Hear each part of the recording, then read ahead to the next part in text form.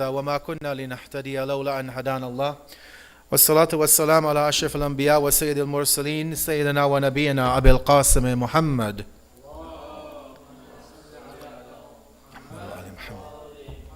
وعلى آل بيته الطيبين الطاهرين لا سيما مولانا وسيدي صاحب العصر والزمان روحي وأرواح العالمين له الفداء وعجل الله تعالى فرجه الشريف ولعنة دائمة على أعدائهم ومنكر فضائلهم إلى قيام يوم الدين. أما بعد رب اشرح لي صدري ويسر لي أمري واحلل عقدة من لساني يفقهوا قولي. So as we continue in our discussion about knowing the Imam of our time, Imam al-Hujjah, Ajallahu Ta'ala Farajahu Sharif. Last week, for those who were here, recall we spoke briefly about, as an introduction to the Imam, about his lineage, his background, his family, and a few of the areas that we're going to delve into basically from today's discussion onwards. Today I want to look at the topic of the four representatives of the Imam. So we know that, as we mentioned last week, after the death of the 11th Imam, so the 12th Imam rather, was born in the year 255.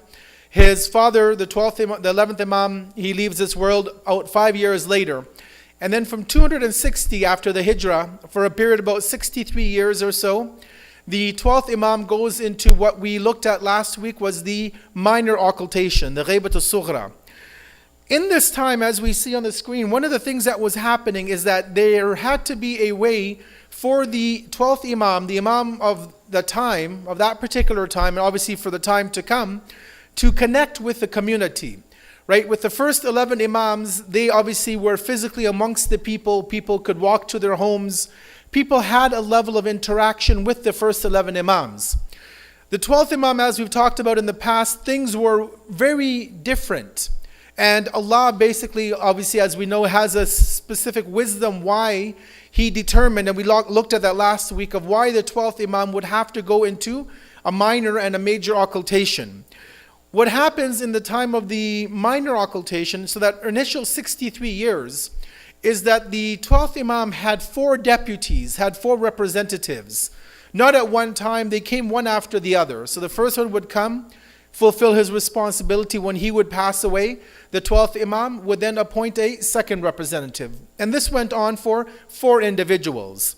So these were 4 representatives, again, directly appointed by our Imam, to be a connection between the Shias during the minor occultation in that 63-year period. So they were known as the Nawab al-Arba or the Nawab al-Khas. Either the 4 representatives, you'll see this term in the hadith, in the literature, or the special deputies of the Imam. These, when you look in the history, I don't want to delve on their historical aspect, but these are basically 4 individuals who were very well known to the Ahlul Bayt. Right? They weren't just random people were selected. These are very close companions of the 10th, 11th Imam. These are people who were obviously very trustworthy. They were known to be the followers of the Ahlul Bayt. They were known for their strict code of conduct, for their respect of the religion. And so these were people that the Imam chose that they would be the link between the community. Just to give you some of the details about them. We see that the first one, Uthman ibn Sa'id al-Amri, he was for about 5 years as the deputy of our 12th Imam. He was again the first deputy, and he actually was by profession, he would sell ghee, he would sell oil.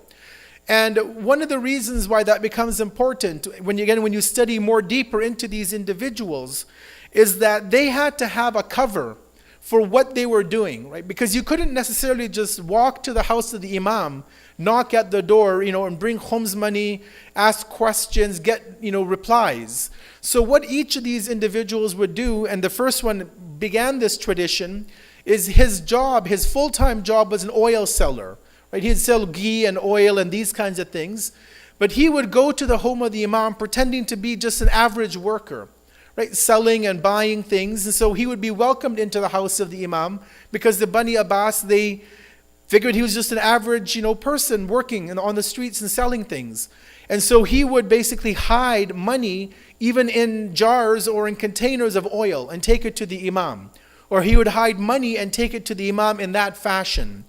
And so he used his profession as a way to basically further the religious and the political, to an extent, role of the Shia community in Samarra at that time. Eventually, he passes away in 265, and his son becomes the second of the four deputies, Muhammad ibn Uthman. And again, he was very trustworthy. He was the son of this first representative. And so the Imam had him to be, again, that second link between the community. I should mention here that the first two, they had a bit of an easier job, we can say. So when our historians speak about this minor occultation, they talk about the fact that the first two representatives, they were a bit more, we can say, freer. There was a bit more, leeway in terms of what they were able to do, what they were able to get away with, the Bani Abbas. But it seems that after the time of the second representative, the political circumstances in Baghdad and Samarra, where the Bani Abbas were obviously stationed, became a bit more difficult, especially for the Shia community. And so the first two, they had a bit more mobility, more freedoms. But as that Ghaybat al-Sughra continued, it became more and more difficult for these individuals to freely interact.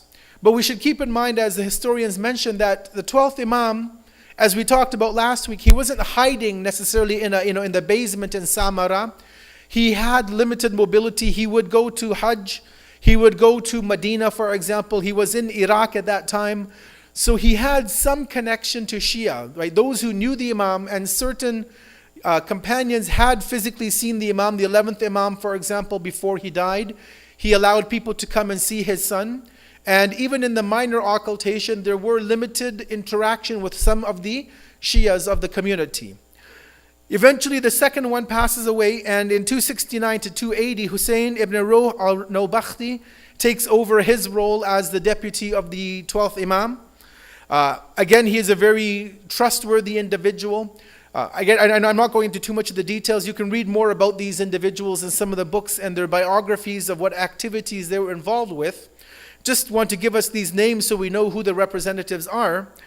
And he obviously had quite a long opportunity to serve the Imam at that time. And then the fourth and the final deputy, Ali ibn Muhammad al-Samari, comes on the scene.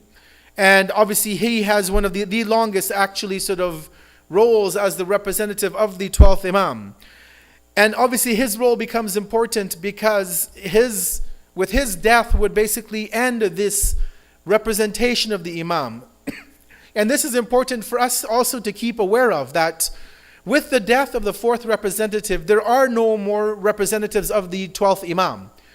Sometimes we use this term for our Maraja Taqlid, that they're Nawab or Naibs of the Imam, but they are not directly appointed by our 12th Imam. They're general representation, but they're not specifically representing our 12th Imam. So we have to be sure that we don't get confused by the two. Right? The Maraja definitely have a status. They are scholars. We follow their rulings. We refer to them for religious, political, social issues. But they are not directly appointed by our 12th Imam. And obviously with that said, people sometimes, for some strange reason, tend to think that our Maraja meet the 12th Imam on a regular basis. This also is something that we have to understand is not acceptable to state even. Or, even if people, and we'll see a hadith, that people who claim even to see the 12th Imam, as the hadith tell us that we have to basically deny their statement. So there is nobody who today can claim on earth that they are representatives of the 12th Imam.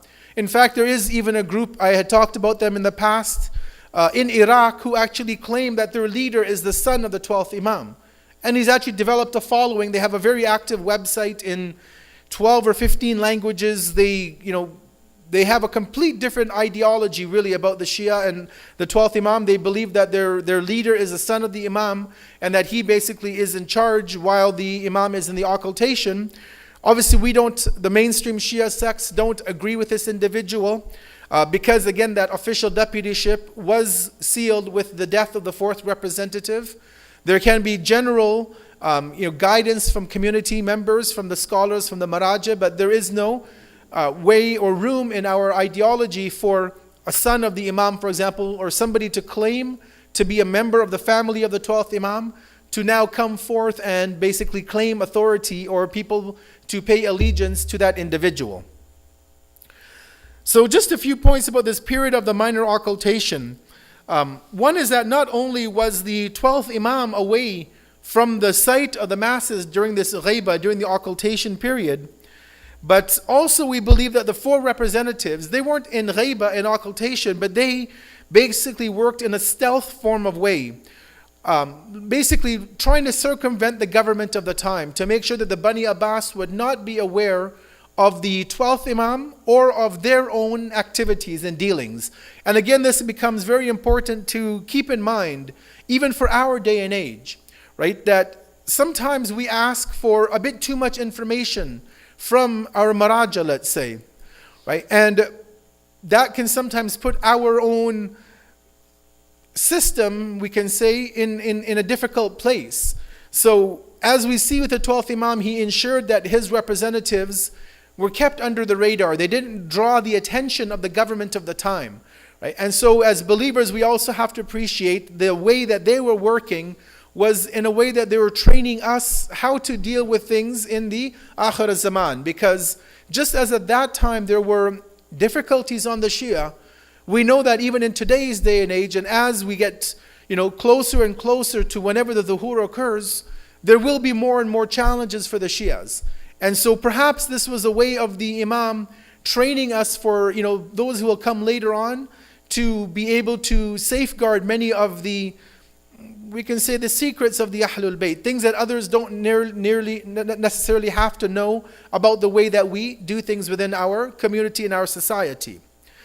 We also see that in this time the 12th Imam would encourage these four representatives to work with certain companions to, in a way, infiltrate the Bani Abbas government. And there are examples of this, because normally the Ahlul Bayt would always shun their followers from working with the government of the time, right? Even in our day and age, we know that certain professions within the governments of our secular systems can actually be considered to be impermissible.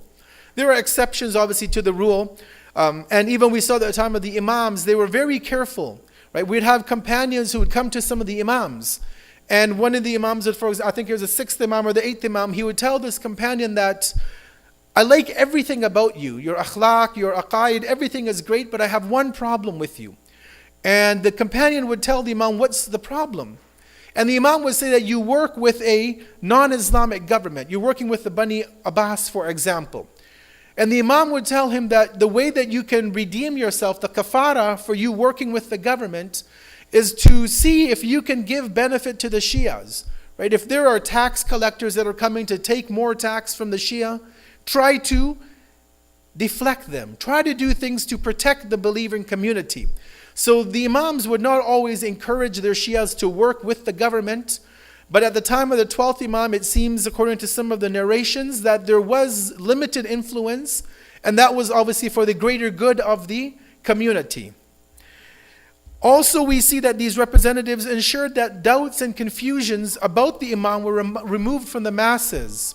So what would happen is that there would be, obviously, and this has happened really throughout the ages, through the time of the Prophet and the Imams, that people always had confusions about the religion. Right? Even when the Prophet passed away, when you study the history, some people claim that the Prophet didn't die. He was like Prophet Musa, who went to the mountain. And there are examples at the time of almost every Imam. Right? The 6th Imam, we know that there was a split between the Ismaili and the Ithna Ashari community. After the death of the 7th Imam, there was another split. Groups that believed that that Imam who died was, for example, gone up to the heavens and he would come back. And so at the time of the 12th Imam, because keep in mind, right, like people have been used to having a physical Imam with them. And now all of a sudden, after, 260 years, now this ghaiba begins, and now there's no direct connection. So people began to think maybe different things, and there were people who claimed to be the Imam, who claimed to be the 12th Imam, like one of the brothers of the 11th Imam, Ja'far al-Kadhab, as he's known. He claimed to be the Imam after Imam Askari alayhi salam. So these naibs were also trying to clear the confusion in the minds of the people of what the 12th Imam actually stands for, where he is, and what their responsibility is. And obviously one of the last things would have been the collection of the funds, either to give them directly to the Imam, or in cases to spend that khums money and other funds that would be coming in on areas where the 12th Imam would have permitted those representatives to spend those resources in. So eventually, obviously, as I mentioned, that the fourth representative, his death comes, and coincidentally it happens on the 15th of Sha'ban, actually in the year 329, which in our calendar is May the 14th, 941. And this became a turning point because at this point is where the 12th Imam now begins to tell the community that now that this fourth representative has passed away, there will no longer be any connection, any direct connection, any human representation connection between the 12th Imam and the community. Obviously, the 12th Imam, as we talked about in our previous session, he's not hiding in the cave, he's not hiding in the basement in Samara, he's not on Greenland, he's not in the Bermuda Triangle, he's not anywhere where people claim him to be. But obviously, with the death of the fourth Imam, there is a change in the way that his connection and the way that his interaction comes about with the community. But one of the things that the 12th Imam does is he writes what they call a tawqi, which is like a letter. It's a recommendation or a letter to the community. And we actually have the text of that letter. So I want to present that and just go through a few of the points that the 12th Imam mentions. It's a bit small, so I'll read it out. So this is the letter that he writes to As-Samiri, the fourth representative. He says, O Ali ibn Muhammad Samiri, may Allah increase the reward of your brothers concerning you because of your death. The Imam says to him that death will come to you within the next 6 days. So complete all of your responsibilities and do not nominate any person after you. Obviously nominate to be the representative of the Imam. The sequence of special deputies will come to an end, and the major occultation will commence with your demise. Now the reappearance will occur only with the permission of Allah after a prolonged period, and after the hearts of the people are hardened, and the earth will be filled with corruption. And such a period will emerge on my Shias that people will claim that they have seen me. Whoever makes such a claim before the advent of Sufyani and the heavenly voice, that person is a liar and an impostor.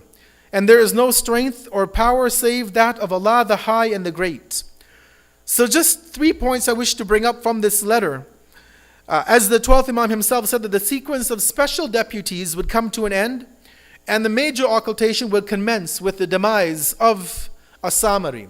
So this shows us two things, that special deputyship has come to a close. Again, because sometimes people like to exaggerate within our community. They say this Maraja or that Maraja is a direct representative of the Imam. He's, the leader of the Shia world after the Imam.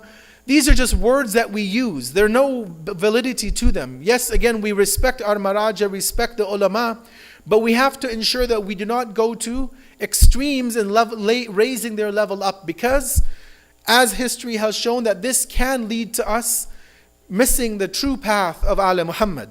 And as the 12th Imam says, it also from this point forward is the major occultation.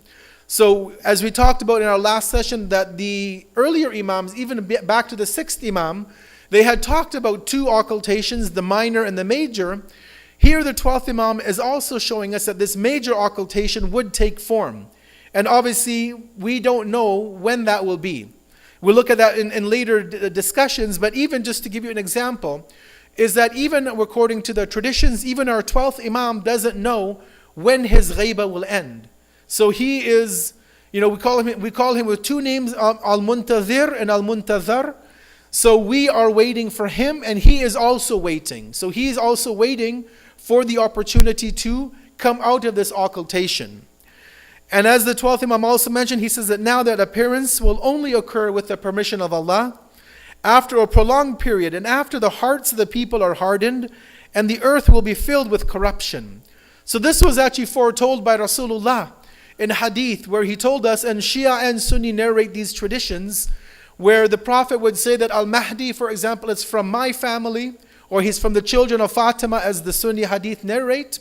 And the Prophet would say that he will come, he would make his advent known after the world had been filled with injustice, oppression, and tyranny.